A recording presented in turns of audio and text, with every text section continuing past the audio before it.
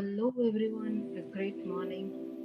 Welcome back to my new programming language that is Python. Let's let's begin the day one of this tutorial by learning a new programming technique, a new programming language that is very easier, user friendly, which is called as Python. So let's begin with the tutorial one.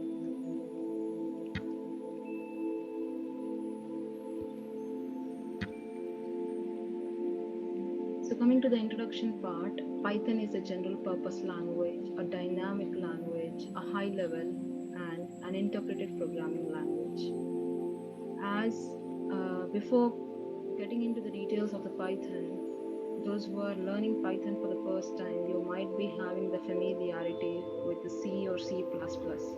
If you don't even know the C and C++, no problem at all, because Python is such a user-friendly language that is much more simpler and easier than compared to C and C programming.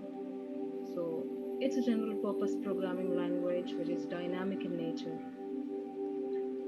It supports all the object-oriented programming concepts to develop the applications like the user GUI, graphical user environment or interface, graphical user interface, GUI development it is basically meant for.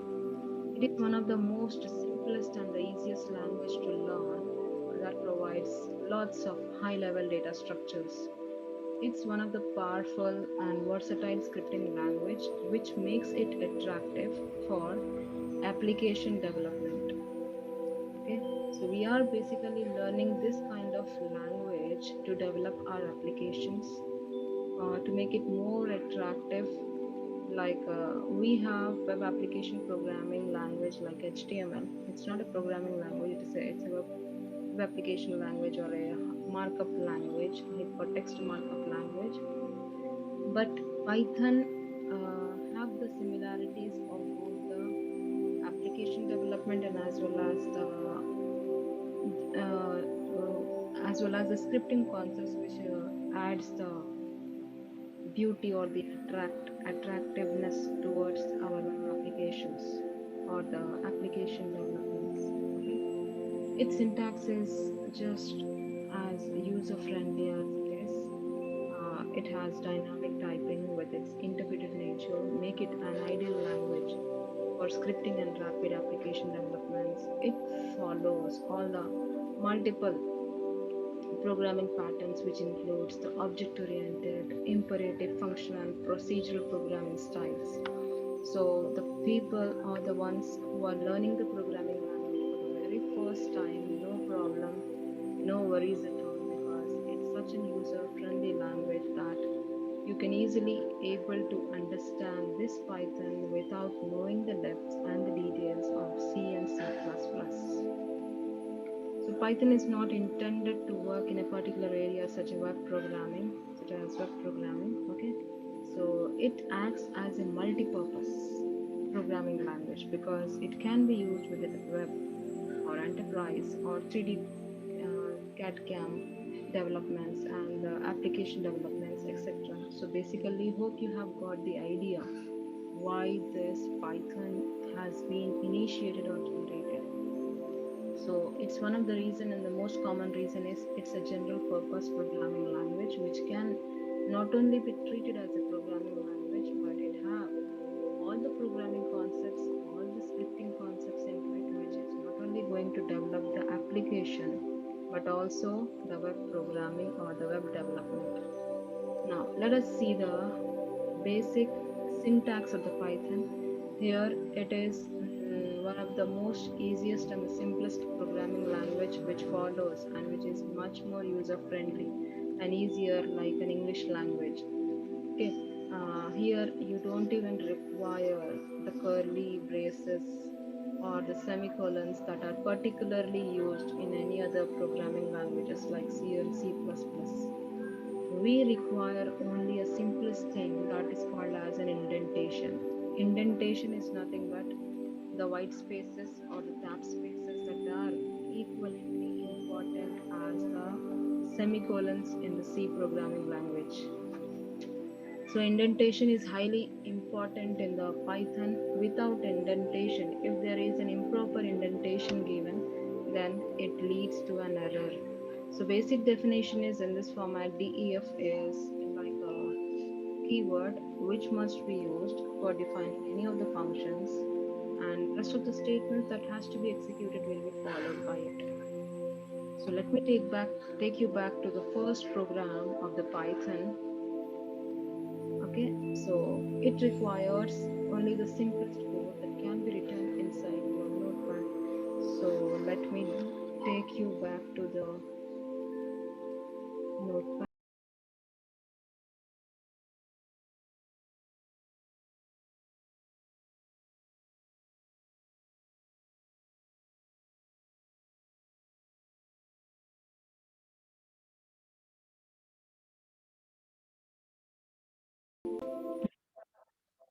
So here is a notepad where I'm going to write a simple statement that is going to be printed. And by using Python, it is very much user friendly and much more simpler than the other.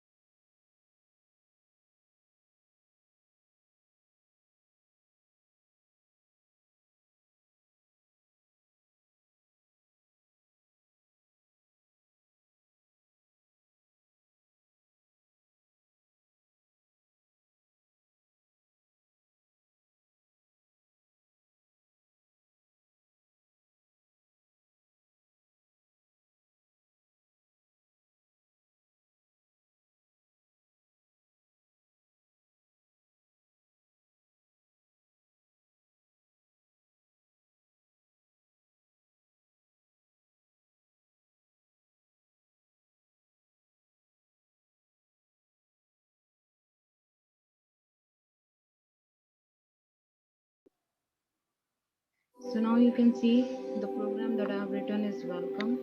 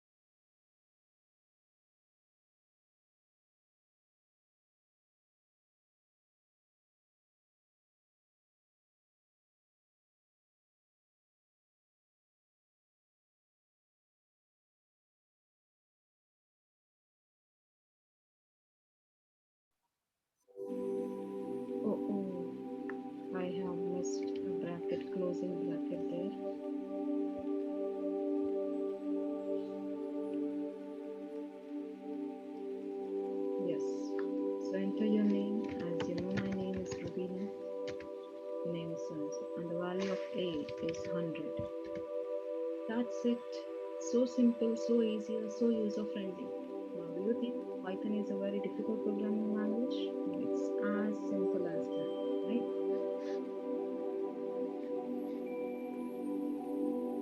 So this is the basics of the Python that I have showed you today. Where how can I use the print statement? How can I accept the value from the user during the runtime? And how after accepting the value, how can we display it onto the screen? Right. So now coming back to the concept.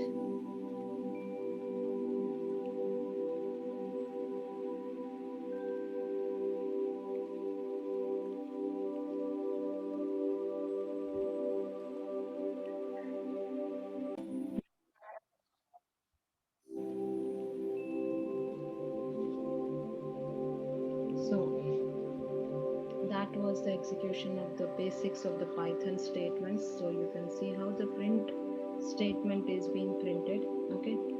It requires basically the brackets, and whatever the code you want to write, it should be inside the double quotes. And few more variations that you can see over here is how we use the print statement or print function inside the Python. So basically, the function displays the given object to the standard output device, that is your screen or the text stream file. So wherever you want to display your text or the data from the print function, that is usually displayed on the standard output device, that is basically your screen or your monitor. Or else, if at all you're storing that particular value inside a file, so at that time it will accept that value inside the text file. Unlike the other programming languages, Python function is most unique and versatile. Here you can see that there is no use of the semicolon at the end of the function. It's much user friendly. If at all you forget to give semicolon sometimes, as you have seen just now, I missed some bracket over there, so it was showing an invalid statement, invalid syntax, right? So likewise, here no worries once you are becoming habituated to this programming language. So it's much more easier than the other programming languages like C and C++. So let me take you to the syntax of the printf. Printf basically comprises of 5 parts.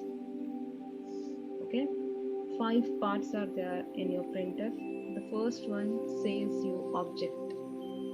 Print object. Object basically defines here the number of statements that you are willing to print, means, and the asterisk before it is defining multiple statements will be accepted in your print statement or your print function.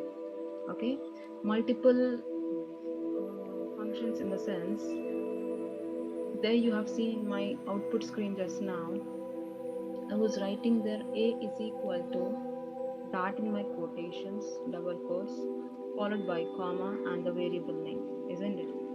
So where it is meant saying that inside the print function you are allowed to send as many objects as you are willing to display onto the screen, right? Now the next parameter is SEP. SEP is basically meant for a white space, a separator. Okay, this parameter separates the print value, means by giving some gaps, giving some spaces. This is another parameter. If at all you are willing to use it, you are most welcome. If you are not willing to use it, no problem at all. Now the third parameter of the print is end.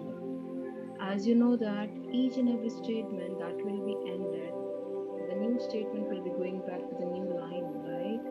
As we know in the C programming language, print ln. Yes, print the given line. And if you want to display something continuous set of statements continuously by giving the new lines, then you must be using \n. This will be printed at last in the statement, means not at the last end, means in the sense that you're taking the control of the cursor to the new line. Okay, now coming to the fourth parameter, that is file is equal to sys.stdout. The meaning of this one is, if at all you're going to write a method, use a method called as write, and that you need to store a value inside the file. So at that time, you may be using this parameter, but for right now, as a beginner, we will not be using all of these parameters. We are basically focusing on the number of objects that we are requiring to print. And the last and the foremost parameter is the flush. The stream or the file is forcibly flushed if it is true. Okay, by default the value of the flush is false because here we are not at all using any of the files as in now. So these to, so to remember, to make it very user friendly and easier, let's not bother about all these parameters. Your basic focus is what you are going to print or display onto the output screen. That should be your focus, and that is being carried forward with the simplest parameter, which is the set of objects if you're trying to display, right? If you're not making use of any of this, no problem at all, your syntax is absolutely fine and correct. So this is a program where I have done a simple example that I'm showing you here. So if at all you want to display hello along with a variable value a, that you will be getting as if I have shown just now. And this is also what I have explained you on my display screen on my execution, how we can accept the input from the user. So we have a function name called as input, where we can take the input from the user at the runtime, as we have seen the execution of this before, and the integer values as well. Yeah, let me show you one thing, that is performing the sum of these two integers. Let's go back again to the execution process, execution part.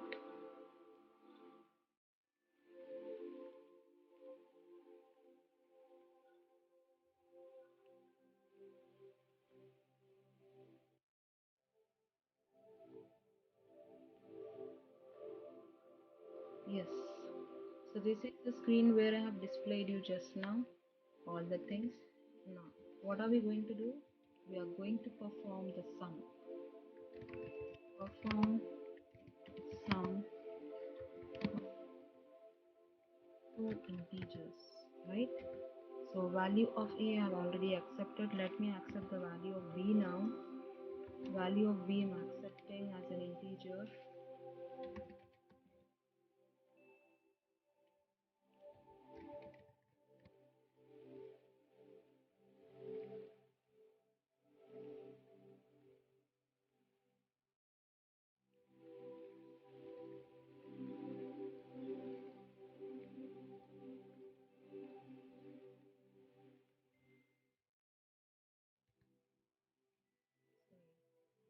Here it's a b, so I must be writing the b, not a. So a and b value will be displayed to you once. Once the values of a and b have been displayed, let me perform the sum there. So I'm saying sum of, okay, 1 second, sum of a and b, a comma b, you can say otherwise. So you will be able to perform the sum here by simply using the plus operator that we know. Okay, that's it, and let us just run this part, run this module, and you're ready with an execution part.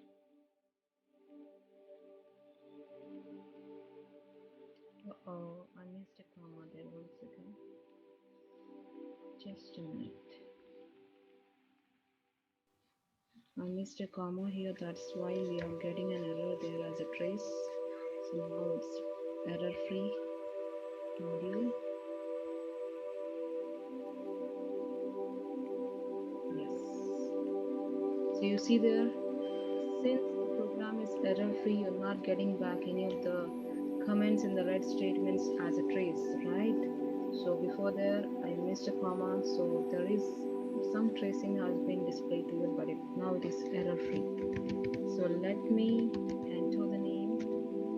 Name is being displayed to me. Let me enter the value of a. Value of a has been displayed to us. Value of b.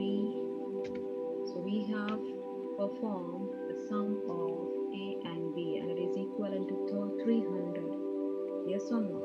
So this is